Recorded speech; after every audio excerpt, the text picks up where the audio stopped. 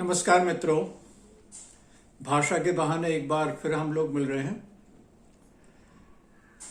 पिछली बार आप में से जो नियमित दर्शक हैं उनको याद होगा कि हमने उच्चारण संबंधी बस एक दो मुद्दे उठाए थे, किंतु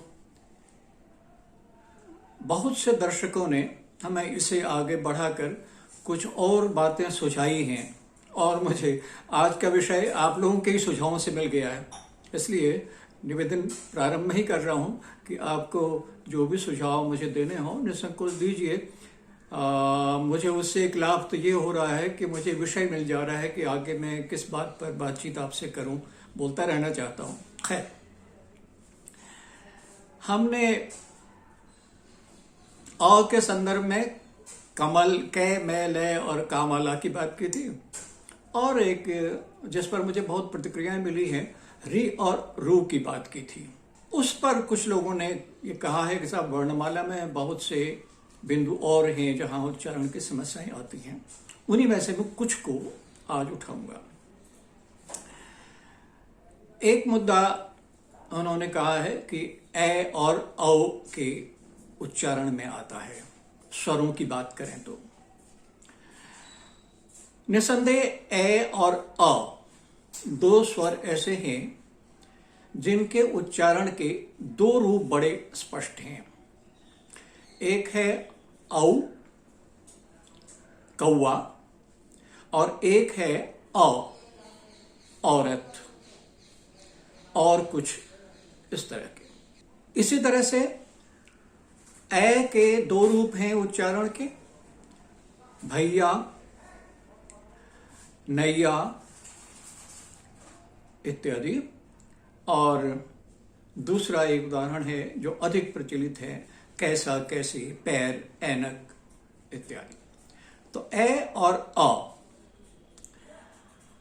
ए का जो आई रूप है वह प्रायः पूर्वांचल में, मिथिला यानी बिहार के क्षेत्र में, पूर्वी उत्तर प्रदेश में प्रायः प्रचलित है।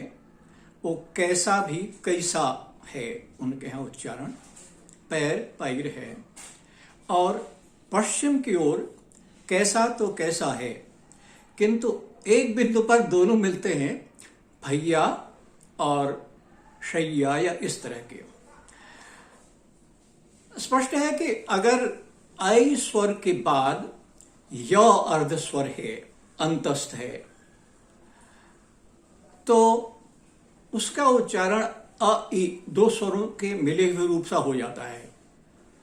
भैया लिखा जाता है दो मात्राओं के साथ और पढ़ा जाता है भ ई या मिलकर भैया। भय, भ में ए की मात्रा लगाकर जो भय बन रहा है उसके साथ अगर हम भैया कहेंगे तो लोग भयभीत तो हो सकते हैं, लेकिन भैया नहीं समझेंगे। भैया, शैया, नैया इस तरह के। सौभाग्य से ऐसे उच्चारण वाले शब्द कम हैं, बहुत कम हैं। अन्यथा ए का ए उच्चारण सर्वत्र है और उसे ही मानक माना गया है। पूर्वी क्षेत्र में जैसा मैंने संकेत किया, य के साथ आई उच्चारण है, तो उनके यहाँ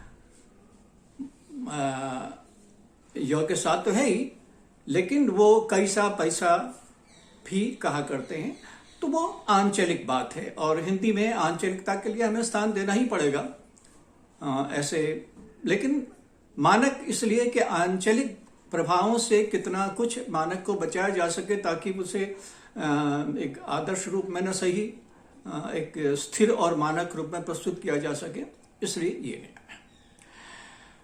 दूसरे बिंदु में व्यंजनों की जहां तक बात है, व्यंजनों में अनेक मुद्दे उठाए गए हैं। स्पर्शों में न, य, ण, न, मा तीन जो नासिक के पंचम वर्ण हैं उनके उच्चारण में प्रायः समस्त हिंदी क्षेत्र में एक रूपता नहीं है।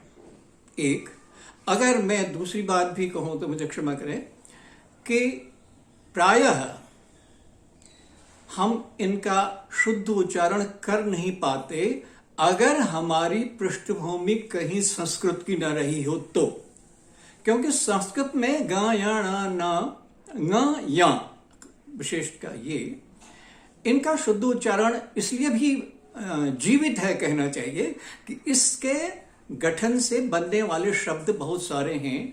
और जब वो प्रकृति प्रत्यय की बात करते हैं ना, ङ से शुरू होने वाले शब्द व्याकरणिक शब्द भी हैं ङ से, अन्यथा वो बीच में हैं। हिंदी में आप अलग से वर्णमाला जब बच्चों से या आप सीखने वाले बड़े भी उन्हें जब पढ़ते हैं तो उनका आदर्श उच्चारण कर नहीं पाते। जैसे ङ को प्राय मैंने सुना है अंगा कहते हैं या गांव कहते हैं। गांव अनुनासिक हो जाएगा और अंगा में ग पूरा हो जाएगा और अंग आया कहां से, अंगा नहीं है, वो ङ है।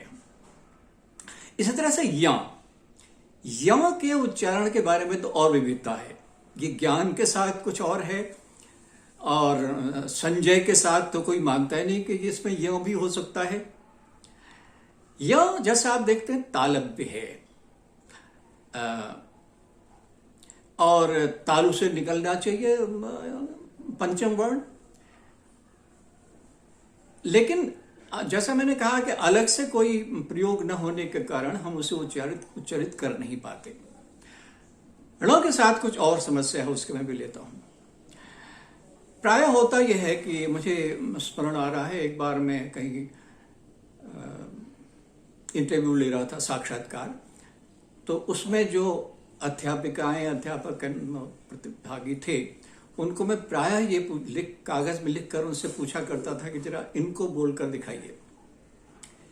एक महिला ने बड़ा सुंदर उत्तर दिया।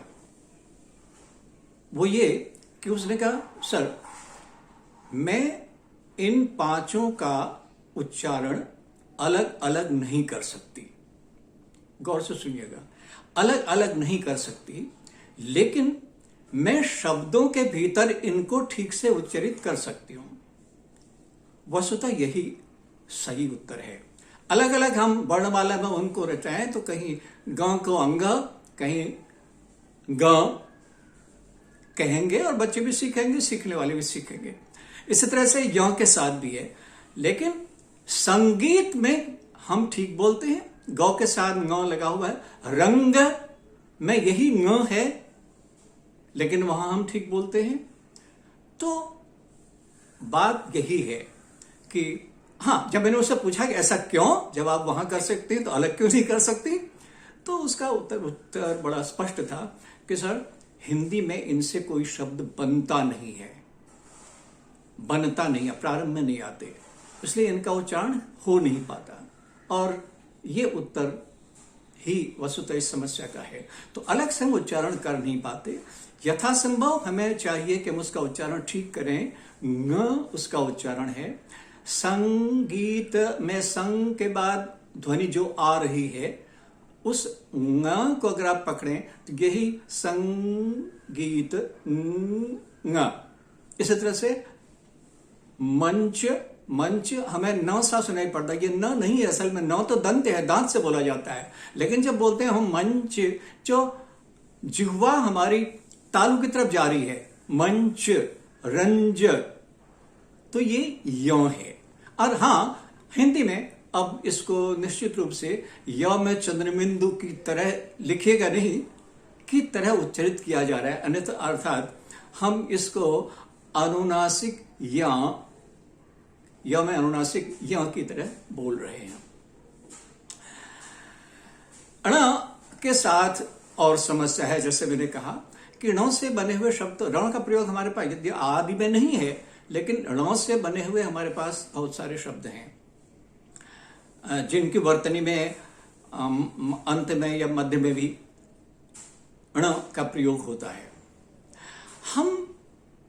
मैं हिंदी क्षेत्र में भी अनेक स्थानों पर ण को ड़ कहा जाता है। ड़ एक और समस्या है ड़ की, उस पर जाएंगे समय मिला तो। ड़ नहीं है तो फिर वो कहना साहब फिर तो ड़ पर चंद्रबिंदु लगाकर लिखे, कि आप लिख नहीं सकते ऐसा। हाँ, उच्चारण लगभग ऐसा ही है ना। रावण, रण, रणक, कण, क्षण, ये ण है ये मूर्धा से है, और ड ये भी मूर्धा से है, ड़ भी है। तो ड ड़ में समस्या ये है कि प्रायः हम भ्रमवश स्थानापन्न कर लेते हैं उनको।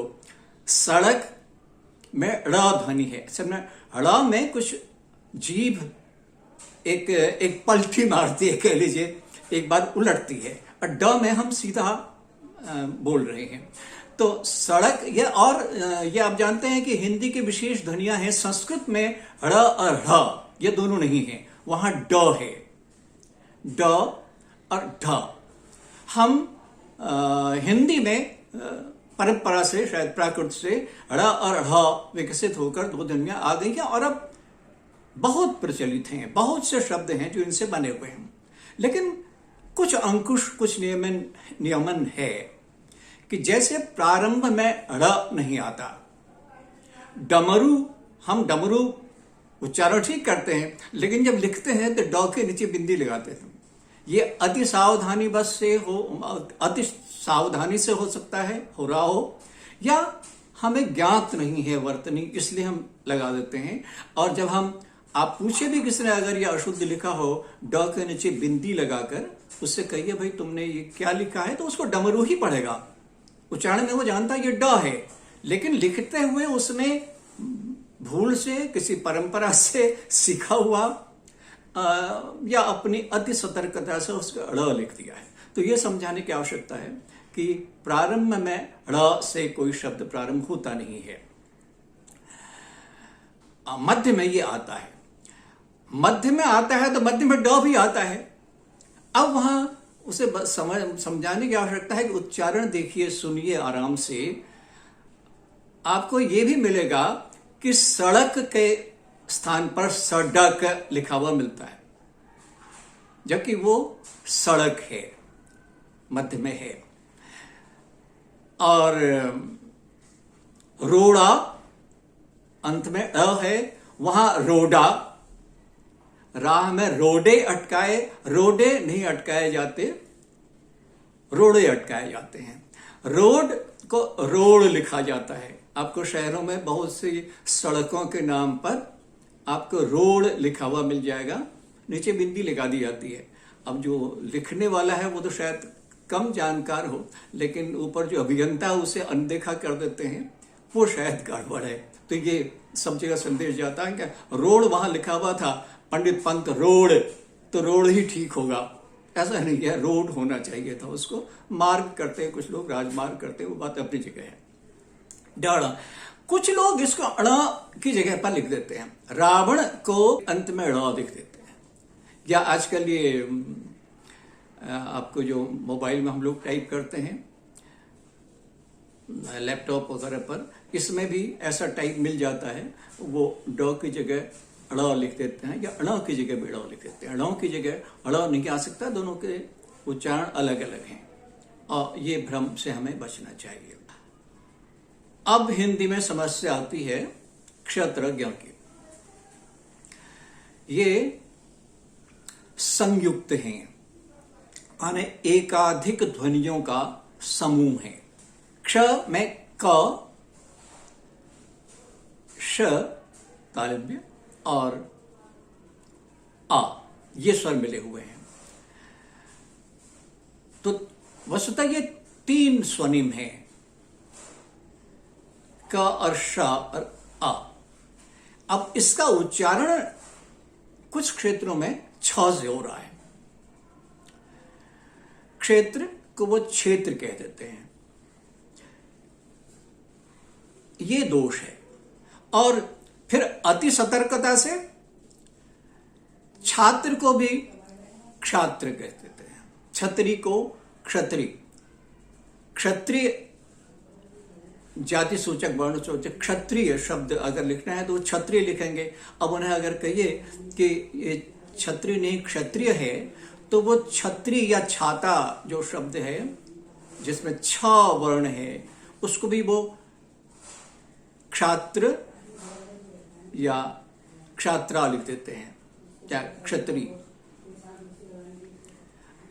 ये भ्रम अभ्यास से दूर हो सकता है, कोई कठिन नहीं है।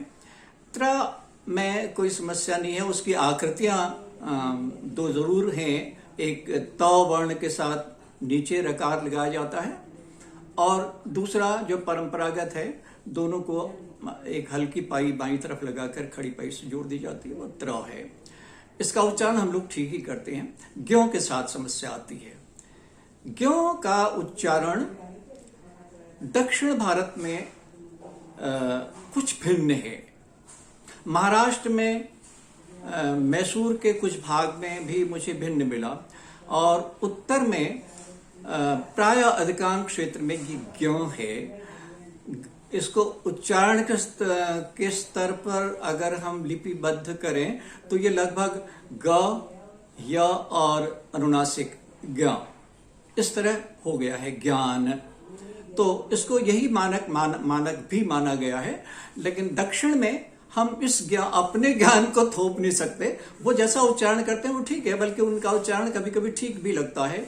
वो ज्ञान सा सुनाई पड़ता है, कहीं कहीं ज्ञान सुनाई पड़ता है। और संस्कृत में इसको लोग, संस्कृत में भी 2 ही प्रकार से बोल रहे हैं, ज्ञानी, ज्ञानवान, निपुणोहम, ज्ञानवान अहम।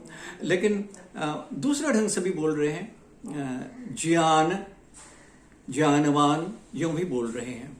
तो मानक ज्ञ है, और क्षेत्रीय बल्कि पूरे दक्षिण भारत में इसके भिन्न उच्चारण है। तो उनको हम अपने उच्चारण को थोप नहीं सकते, वो भी ठीक बोल रहे हैं। उनके हिसाब से तो हम अशुद्ध बोल रहे हैं, लेकिन अब परंपरा से स्थिर हो गया है।